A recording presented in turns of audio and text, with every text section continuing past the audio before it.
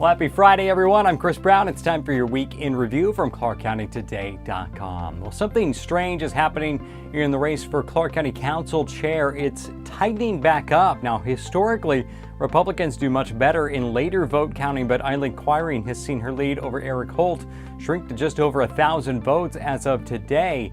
Now, all regular votes have been counted, but there are still around 2,200 challenged ballots to count. Those are ballots with mismatched or missing signatures. The county, along with any candidates who want to, will be reaching out to those voters between now and Monday the 26th to get as many of those votes counted as possible, so stay tuned.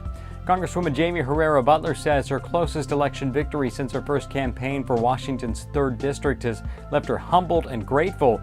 Herrera Beutler will be in the minority in Congress for the first time as Democrats took over control during the midterms.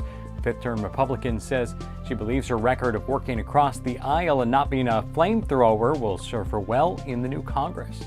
Taxpayers in Evergreen and Vancouver school districts will each have 2 school levies to decide on next February. For Vancouver, both would be renewals of existing levies for maintenance and operations as well as technology.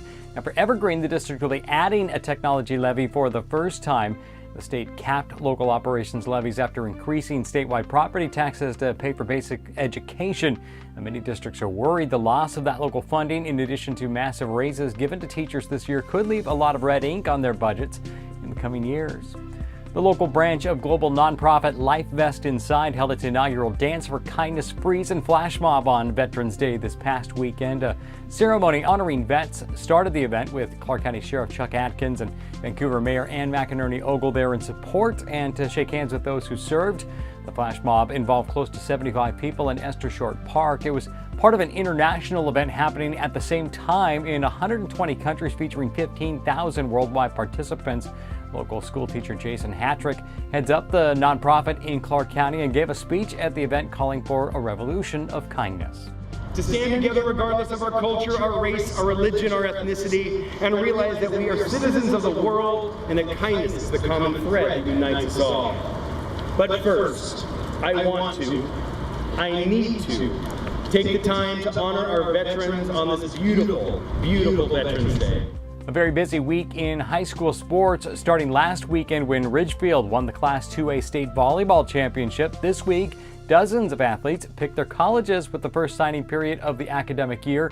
3 basketball players, Beyonce Bay of Washougal, Cassidy Gardner of Prairie, and Brooke Walling of Prairie, all friends who play on the same club team, signed Division I scholarships. Bay is going to Idaho, Cassidy going to Portland State, and Walling to Fresno State.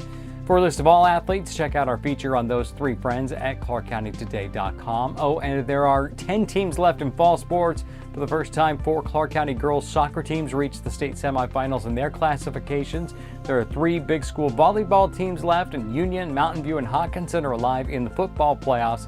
Be sure to check out our high school sports page at ClarkCountyToday.com to keep up on all the results, which will also be posted to our social media pages at Facebook and Twitter, so be sure to follow us there to stay instantly in the know and be part of the conversation. And if you have a story idea, you can communicate it there or send it to us via email news@ClarkCountyToday.com. And for all of us at ClarkCountyToday.com, I'm Chris Brown. Thanks so much for watching your Week in Review. Have a great weekend. We'll see you next week.